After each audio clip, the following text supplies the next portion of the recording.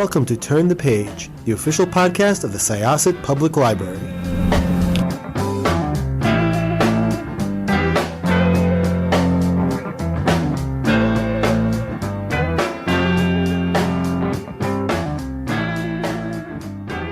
Hi, welcome to Syosset Library's Turn the Page podcast. I am your host, Jessikah, and I am here with my wonderful colleague who we used to do a lot more of these together, but our careers have sort of like thrown us in different directions in the same building, but I'm super happy to be here with her again. Would you like to introduce yourself? It's Stacey. Hi, Stacey. And we are ridiculously excited to come together over this particular interview because it is an author who we both love, and it is a book that we both love. Welcome so much. Welcome, Allie Hazelwood. Tell us about Bride. Hi, thank you so much for having me, first of all. And okay, so Bride is my next book. It's coming out on February 6th. So, well, I don't know when this is going to air, but as of the time of recording in a few weeks. And yeah, it's my first paranormal romance. It's the story of a werewolf and a vampire who get stuck in a marriage of convenience because their two species are kind of at war. And you know, it's very much for me, it's like going back to the books that I grew up reading. So my favorite author growing up, or I wouldn't say growing up, but like growing up as a romance reader. So once I started reading romance, and Nalini Singh was always one of my favorites. So it's very much kind of a homage to her and J.R. Ward and Christine Feehan and Kresley Cole. So the big paranormal romance writers that I've always loved. It's great. We first were approached to get, and I was like, oh, this sounds interesting. And Jessica's like, oh, I'm already like working. We're gonna get an interview with her. And I was like, awesome. I'll ask for a e-copy on NetGalley. And they're like, yeah. And I was like, okay, like I have like a little bit of time to read it. And then Jessica's like, no, like it's really good. And I was like, okay. And then literally I started it. And this is how much I got into it. I would be up until 2 a.m. reading it on my phone. Yeah. I would ignore my child and my husband and my dog to be like, I'm reading this. I need to know what happens with misery and love and like with this world. It is so interesting. I hope your dog is okay. I am very worried about... She's fine. She's okay. Good. My dog was okay. She would just be like, oh, we're laying together. This is great. But it was so like you get sucked in from the prologue, and I couldn't put the book / my phone down because I'm like, I need to know what happens. Like it's such an intriguing story because you have the romance, but then you have the mystery that kicks it all off. And I don't want to spoil anything for readers because I want everybody to read it and then talk to me about it and their opinion and who they love and hate. But it's just, I was just like, oh, what's happening? Like, oh, it's so interesting. I have to say, I really, really love the style that you wrote with a little bit like the beginning of each chapter has like, you know, a few sentences or just one sentence from his perspective. And then it's all miseries. And I was like, oh, it's interesting because you're kind of getting insight into him and kind of knowing what he's keeping from her or to himself, even from his others. But I love the world that you created with them. Thank you so much. Actually, the epigraphs at the beginning of every chapter, like my editor talked about maybe taking them out. And she was like, thank you, because it was like, for a second, I'm shaking my head no, because yeah, like, no, it was editor, so good. I'm sure you are lovely, but they did so much to just flesh everything out. So thank you for keeping them in. It's really funny because, so yeah, basically I read the book and then I turned it in and it was something different for me. So there was a little bit more back and forth with my editor than there usually is. And at the same time as my editor was reading it, a friend of mine was reading it. And I think it's my friend Jen, who is amazing. She reads all my books and, you know, she's very honest about what works and what doesn't work. And it was really, really useful for me to have,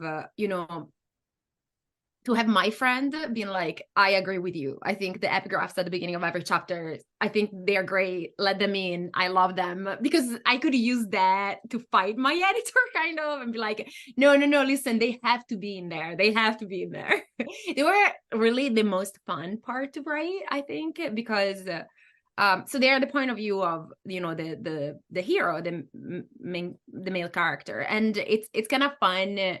So sometimes you can show the point of view of a hero by having him say things, but a lot of these things, they were things he couldn't quite say to her without like throwing off the entire dynamic. So it was nice to have a chance to get in his head a little bit. So I really adored just the whole setup of how the vampires and the werewolves interacted within this particular area. The whole concept of the collateral was so fascinating, you know, and this is not really giving anything away to say that Misery she's a vampire and she's married off to a werewolf, the alpha of his clan. And just the whole idea was extremely intriguing, and it was a really good setup. What sort of sparked that for you? So it's actually something that happened in history. It's funny. So my I'm gonna be honest, I wasn't the strongest history student growing up. It wasn't exactly like my area, but I did an exchange in Japan, and I took this Japanese history class back when I was there, and I love the history. It's such an interesting history, and one of the things that they had was basically this system where when these I'm simplifying this, but basically when these lords, it was kind of like a feudal type of society when you had these lords, if they were staying, like if they were going back to their feudal territories, their families stayed in the centralized place where, you know, where the power was centralized, so that they would be kind of like hostages or something like that. And that's something that actually, then I was talking about this with my friend who's much better at history. It's something that has happened even in European history. So this kind of a system where you have something, basically you hold something that is very dear to your potential enemy as a collateral of sort. And the idea, like that's what Misery is basically in this story. So Misery goes to stay with the werewolves so that because Misery is theoretically very important to the vampires because she is the daughter of a powerful councilman, if a war erupts between the two different, like the two species, then Misery is gonna be killed, and that is kind of a deterrent because, I mean, this of course relies on the implication that Misery is someone who is important to the vampires, which we kind of find out it's not quite that true, but you know, it's interesting still. And I really thought it was interesting that you don't just have it like across the entire world. It's like the same system everywhere of between the different species. I just thought it was nice that because reading in it, Lo's the alpha of the Southwest pack. I was like, okay, seems in North America, like South. So I was like, okay. And then, you know, they talk about, I didn't know how to pronounce his name. Cohen, is it? Yeah, I think the leader of the Northeastern pack. And then even Lo was like, yeah, you know, I lived in Europe for a while, and like it was different that, you know, everybody kind of just lived together. It wasn't like, here's vampires, here's werewolves, here's humans, and everyone's kind of separated with their borders. I liked seeing how that was different because realistically in the modern world that we have now, like every different kind of society is different. Like in New York versus California versus somewhere in Europe, like we might all, you know, come from the same ancestor or something, but it's different all over. And it's not like this super strict system that's like, this is this, and this is the only way. So I like knowing like, oh, there's more out there. It makes me want to explore more in this world of be like, oh, like, would Lo and Misery ever go to Europe, like where he went to school and grew up? Or, oh, what if they like travel around? Because at least it seemed like the werewolves are way more in communication than the others. Of just like, oh yeah, they went here, they traveled here, and I'm like, oh, like, what about the other vampires? Like, it just so much of the reading, you just want to keep learning more. So I'm like, I hope there's more. I mean, your ending, not to spoil anything, almost seemed like, oh, we could explore a new chapter in this one with characters. Okay, I'm into it. And I was like, oh, I'm reading about like the acknowledgments. I want more. But it was great. And I have to say, I love your acknowledgement of thanking Archive of Our Own. I was like, fanfic, yeah. And talking with Jessikah, because she finished the book before me, and I was like, okay, so readers in the first chapter, like, you learn he's the alpha and they're getting married, like that opens the whole story, and you're just like, oh, he's an alpha. And I was like, all right, I get where this is going. And then when things start to steam up a bit, I was like, I knew this was going to happen. I knew this whole thing about nodding, I knew it. And Jessikah was like, I don't really read that. I was like, I do.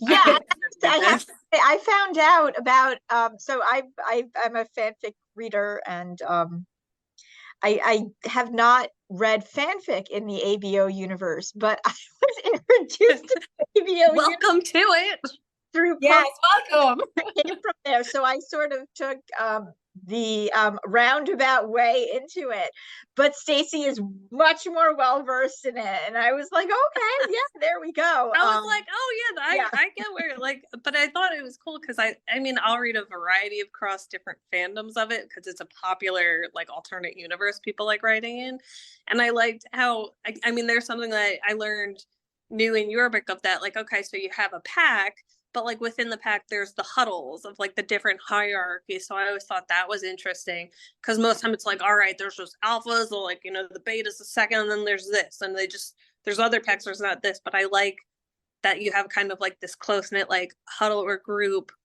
that you could have within your own pack. Like, it's not like this is the like the strict like, what's it, like customs or like something like culture of like, there's this. So I was like, you could adapt it and make it your own, which was really cool to see in your book.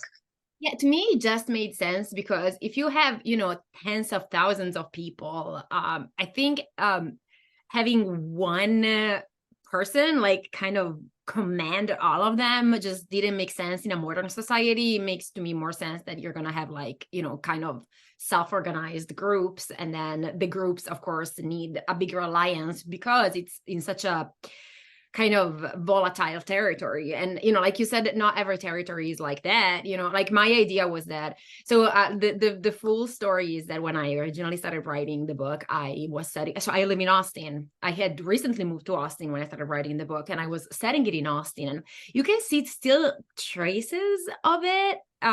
The way like the city is, the fact that you have, you know, this river, and you know, the south that has a little bit more nature, and there's a lake. So there were a bunch of elements, and then talking about it with my agent and my editor, we sort of just kind of decided that it would be better to not place it in Austin and just call it like a city in the US. It would make sense that it wouldn't be called Austin in this different sort of alternative history. But yeah, definitely it was fun to build all of this and to sort of play around with it. I'm going to be super honest, like this for me was first and foremost a romance, but I also, you know, it was fun to like come in and add little world building elements, just kind of what I wanted it to be there, because, you know, it's not a contemporary romance where you have to be truthful to something. You can literally, if I want to give a vampire pointy ears, I will give a vampire pointy ears because no one can stop me. And like that was just fun for me, you know. So this is kind of a departure from your other books. Your other books, you know, they're more contemporary and they're wonderful. This is definitely more sci-fi fantasy based. Was it really difficult for you? Yes. Were you did you find any difficulty shifting gears a little bit? So for me, it was fun, and it was kind of time. Like I told my editor, like I actually told my agent so this is the first book in my new contract with my publisher, And I remember telling my agent when we re-upped the contract, I was like, I don't know how many STEM rom-coms I have in me right now. Like I need to have I need some variety. I need to be able to write something else. And she knew that I liked this, and she advocated for me to be able to write this. So like I sort of started writing it, and I was excited about it. So that kind of I would say countered how hard it was. Like, and there were parts that were definitely hard. You don't want to be too, I don't know, when you do word building, like word building can be very dense and hard to go through. And again, this is not, I know it's we call it a romantasy book because now that's the label, but really this is a paranormal romance. Like this is, it's a romance first and foremost. I wasn't really trying to, write. I wasn't sure that people would be interested in going through very thick word building when they pick up a book that I write. And so I guess I was trying to be as light as possible, but also I wanted people to be able to understand what was going on. I also, like you said, originally, there was a mystery in it, and I don't usually write mysteries. So I was like, how do I get readers to be excited about the mystery, but at the same time, not frustrate them, because that's not really the genre. So there was a lot of things that I was trying to balance. And, until the book comes out, you won't really know if you succeeded at it or not. So I'm kind of like, for now, it's in this limbo where I can just say, it was fun to write. And then I guess we'll see if the book sells well. I guess it means that I did well. And if not, whatever. But it was really, it was difficult, but fun. Like it was what I needed to be doing at that time. It was fun to read.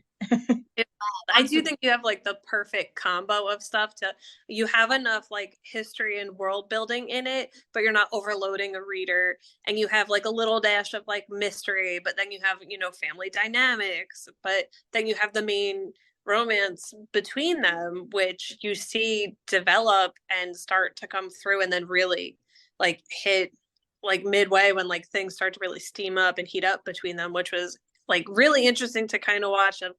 You have two interspecies, which is always going to be interesting, the differences that they come with, whether physiological or their cultural things. But I'm really curious, like what made you decide to kind of, that werewolves have like the green blood and vampires have purple? Because I was just so curious, like how you did. I was like, oh, that's an interesting difference between them. So I wanted them, like, basically I wanted them to have, some different biological features. And honestly, so one of the things that I was aware of is that there has been like the trope of the vampire with green blood has some like slightly anti-Semitic I don't know. Basically, what I did was talking with a friend who's way more well versed in the anti-Semitic stereotypes that sometimes make their way into fantasy, and I really kind of wanted to be conscious of that. And so when I talked to her, she was basically telling me there are a bunch of things that I think you should not have your vampires do and be. Otherwise, my friend is Jewish herself, and I was like, otherwise, personally, I would perceive them as a little bit anti-Semitic. So there were a bunch of things that I knew I didn't want to have with the vampire. So I wanted the blood to be different colors, and biologically there are a variety of colors that blood can be, for example, and green is one of them. Like the idea is that it's more copper based, and so that ended up going to the werewolves. And then there are certain species that have blood that is more purple, and they are more like amoeba like species. But I was like, you know what, I'm gonna go with that. Anyway, let's pretend that it's possible. And so that's kind of what ended up with the vampires. It wasn't, I'm gonna be honest, like a bunch of it was literally me saying, I think this would be cool, and so I'm gonna do it. I just really had fun with it. There is so much vampire lore in so many books that I've read, and they're all kind of different. For example, like I've read books in which vampires cannot be in the sun at all. I have read books in which vampires cannot function during the day and they have to be asleep. So it was really fun to play with it and see like how much of the Dracula legend like features actually can make it in my book, and how much of it I don't want to have there. So I really wanted there to be some weird scientific basis, even like if they're not like solid. I still wanted vampires to be a species, and something, so if it's a species, they're gonna be born and probably they're gonna die at some point. So it's I really a lot of it was really just me wanting to play around with it, and I can barely justify it, except for I wanted it to be like that. But that's awesome, because it's like what you want to do and have fun with. You gave it like a fresh take on certain things, because I mean, like, there's people that are like, oh, like this a vampire could only be this specific thing, and like as a reader who enjoys that, like I'm sometimes like, all right, I'm bored, I need to like switch to something else.